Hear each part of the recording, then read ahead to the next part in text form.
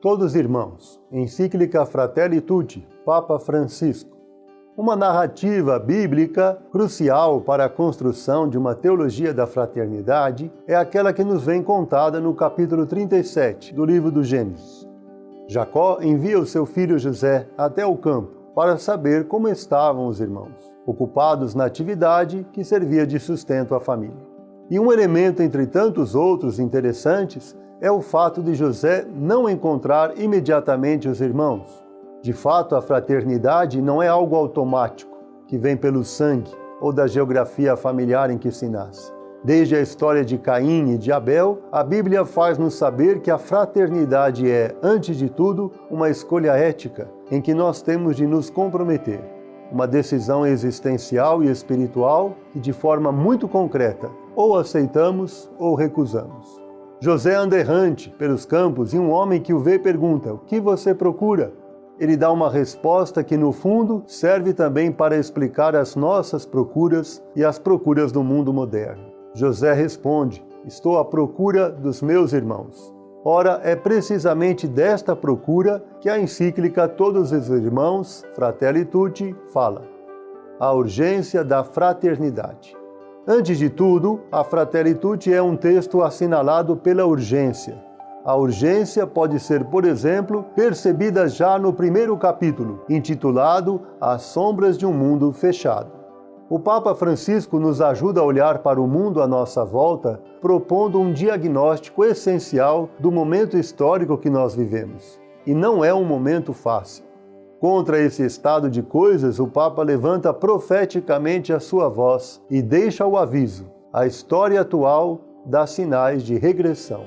De fato, assistimos hoje ao reacender de conflitos que pensávamos já estar superados, quer no plano internacional, quer também nas comunidades dos países, como vemos aumentar uma perda do sentido da história, que abre de novo o caminho a lógicas de desagregação, descarte e domínio.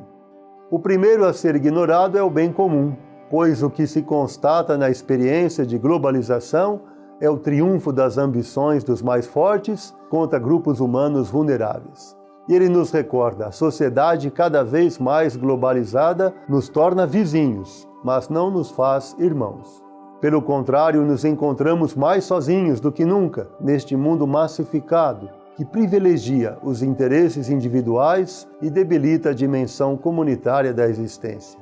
Basta ver como os direitos humanos não são ainda suficientemente universais, como nós continuamos a habitar a casa comum como consumistas desenfreados, em vez de investirmos em gerar equilíbrios no ecossistema.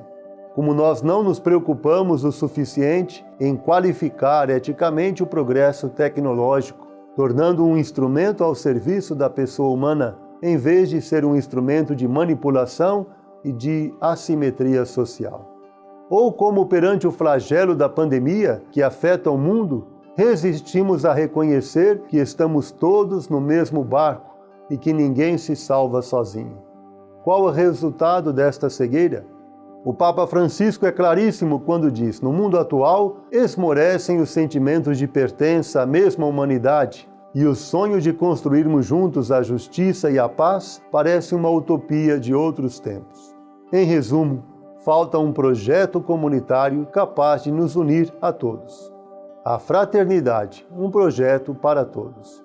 O que o Papa Francisco propõe é que esse projeto possa ser a fraternidade e a amizade social. E faz isso de um modo bem explícito. Entrego esta encíclica social como uma humilde contribuição para a reflexão, a fim de que, perante as várias formas atuais de eliminar ou ignorar os outros, nós sejamos capazes de reagir com um novo sonho de fraternidade e amizade social que não se limite a palavras. De fato, daquele tripé, as três palavras liberdade, igualdade e fraternidade, que representam o ideal máximo da modernidade, as nossas sociedades integraram as duas primeiras, mas deixaram de fora a fraternidade, como se fosse um assunto estritamente privado, sobre o qual não é possível construir um consenso social.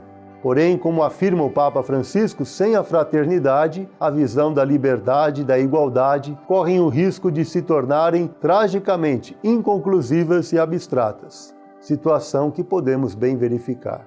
O reconhecimento da fraternidade é, por isso, uma das tarefas atuais mais urgentes, que deve envolver todos nós, da política à economia, da cultura às religiões.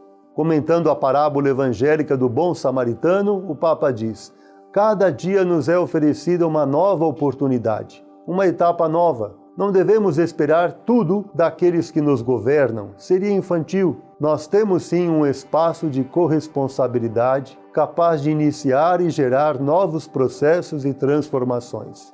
Sejamos parte ativa na reabilitação e apoio das sociedades feridas. As palavras-chave são começar e recomeçar. A fraternidade é colocada nas nossas mãos como um desafio que não podemos nos desculpar.